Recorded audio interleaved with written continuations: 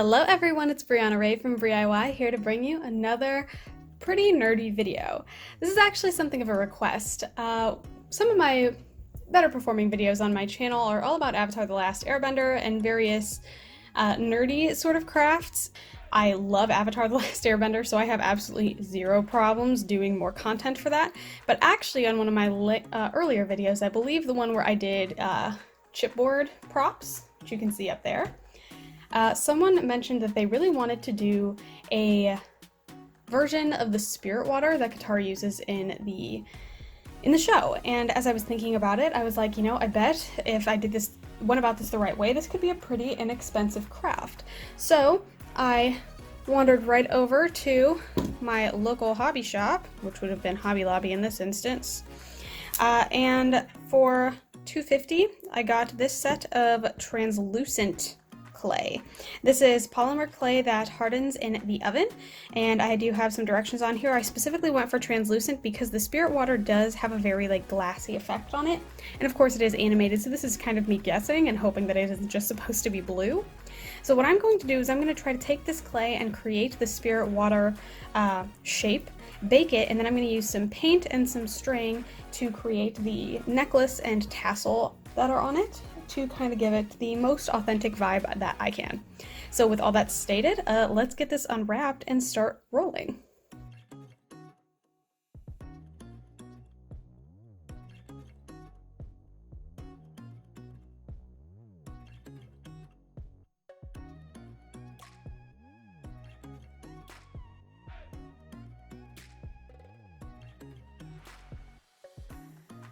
I think it's time to actually assemble these things together. So I have a couple different pieces here. I have two little tiny balls, one slightly larger ball.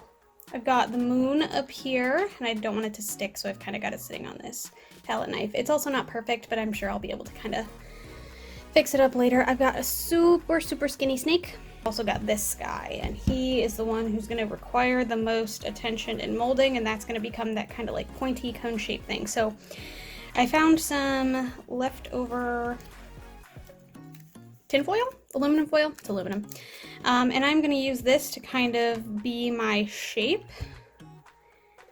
and I'm just going to kind of drape it over top,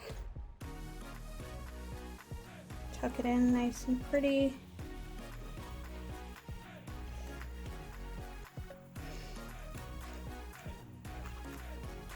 Keep it relatively smooth. I'm going to take my X-Acto here. Kind of don't want it to lay like that. I want it to overlap instead of kind of pinch together. So that's what I'll do, and then I'll kind of smooth it down. I'm going to need to kind of add a top to this at some point. So I think I'm just going to cut the excess off around the outside. And then it kind of like flutes up a little. So what I would want then is to have like a flat top for it. So I think I'm going to fold this so that I have a little bit thicker. Flatten it out pretty nicely.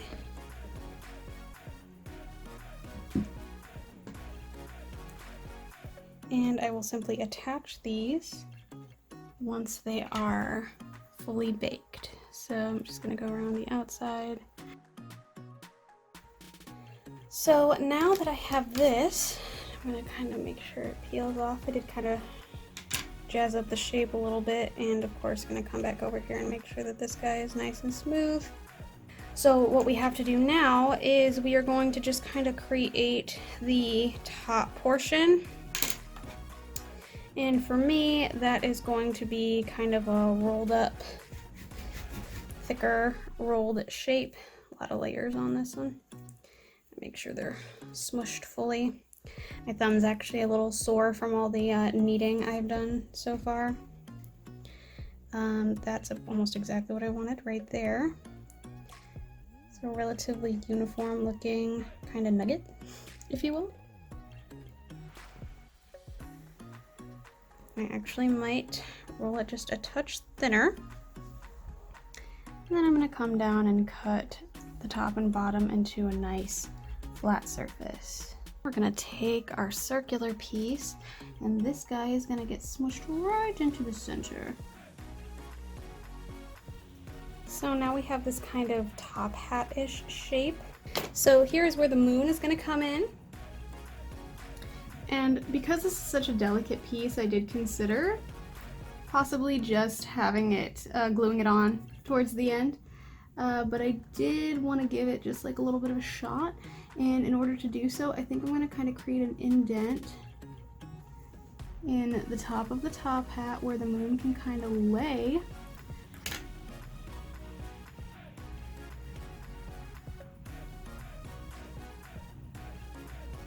And then smooth upward into the moon.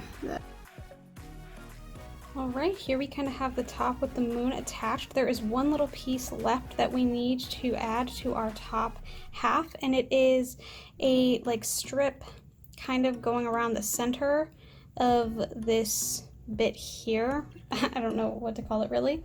So that's where this big, long, skinny guy comes in. So I am actually just going to wrap him around the center. Shouldn't need as much of him as I made.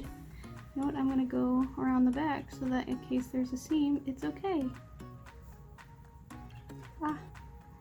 Filming at this angle is a nightmare. That is the top. It looks really good. I'm actually really excited, yay. I'm gonna set that down and we're gonna move on to our cone shape here. And for this one, we're going to need, once again, a little snake bit to kind of go around just the very top. This is kind of where it kind of breaks into, I don't even know how to describe it, like the fabric bit that's holding it. I think I struggled to explain what it was earlier as well. Now these dots, these like bigger ones kind of hang out on the sides. What is this black stuff, man? That one came right off. So I'm just gonna kind of press those into the side like this. And then the bottom half has this big bead on it. The only other thing that we are going to need to do is, in order to attach that string later, I do want us to have some jump rings in here. So I am going to kind of size these up and pop them inside so that I will be able to attach the stuff. I'm so good at words. I'm like really focused actually, and I think that's why I'm tripping over my words so much. I'm gonna hop on this and then I'm gonna get these in the oven. My directions say 300 degrees for 10 to 30 minutes. It doesn't say specifically how long for how much I have, so I'm gonna put it in for 10, check on it, and then come back, and then when we're coming back officially, I will paint it. Well, they're not perfect and they're not quite as translucent as I was hoping they would be. However, I do think that they're pretty cute. I will just be using basic acrylics for this. So yeah, I'm gonna go set up my palette.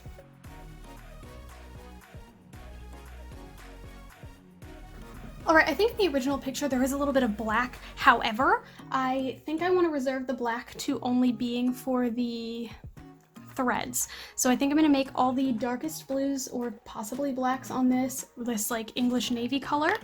I also think it'll be in my best interest to attach these together now. That way I can smooth out the glue and hopefully just kind of paint over it so that it looks like it is all part of the cohesive piece, which will of course look like this once it's all done. I am so excited. Let's do this.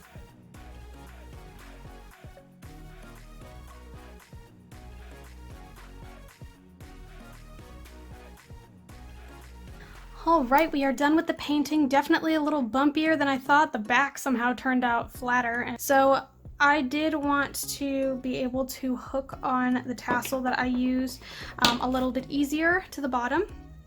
And I am going to be using this black embroidery thread like I said I would. I'm just going to go 4 fingers and I'm going to actually start with this piece kind of facing the bottom. And I'm going to wrap around my hands, let's say 10 to 12 times. Then I'm gonna grab, I'll just use this extra piece that I had laying around. You're gonna find probably the top like 1/2 inch, maybe centimeter-ish on your tassel. Be a lot easier to pull this through if I didn't have that band-aid on. Put the jump ring in. I'm not gonna clamp it all the way closed yet because I'm gonna wanna be able to get it through. And of course, once you have the tassel looking the way that you want, slip it right onto that jump ring at the bottom. Whoops, I've dropped this several times and it hasn't broken yet, so awesome clay. And then we're just gonna close it right back up. Not so bad, and now we are on the final step, which is going to be attaching the string all the way around the outside. So I stuck it through one end and then I'm doubling it up.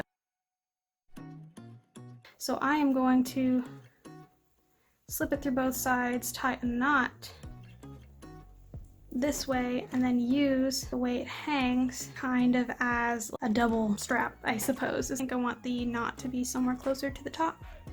So I am going to rearrange this a touch. There we go, knot at the top now. And that is spirit water.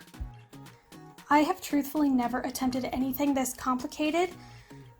And I'm really actually quite pleased with the way that it turned out. I think that there's definitely some imperfections. The moon's a little crooked, definitely a little wibbledy-wobbledy right there. FYI, I'm filming this after I already filmed the outro, but I did just take my box cutter and quickly cut around the raggedy edges of the hot glue so that it's not as ugly anymore. It's still not perfect, but it definitely looks better and a little bit cleaner, so definitely do that if you want to connect them with hot glue like I did. I like the way that the details all came together, and frankly it looks like what it's supposed to look like, and I couldn't be happier about that. I'm really excited to add this to my collection of nerd items from Avatar: The Last Airbender. For example, my free-handed Pai Sho tile, my Tui and La earrings, my personal favorite, my hand-embroidered Appa shirts, hand-carved stamps from each of the nations, and of course the variety of chipboard costume pieces that I have in my costume bucket, and I frankly just cannot get the energy to pull out, especially since I'm losing daylight. But honestly, I'm really proud of how this turned out, and I hope that this is helpful to any of you who might be looking to create something like this. It definitely took a while, I won't lie about that. It was a very time-consuming project, but I am very pleased with the way that it turned out, and I hope that you guys are too. And with all that said, I wanted to thank you so much for watching. If you like what you saw, feel free to like and subscribe. I put out new videos every Sunday at noon Eastern Standard Time, and I'd love for you to be here for the next one. Thanks again so much. Bye!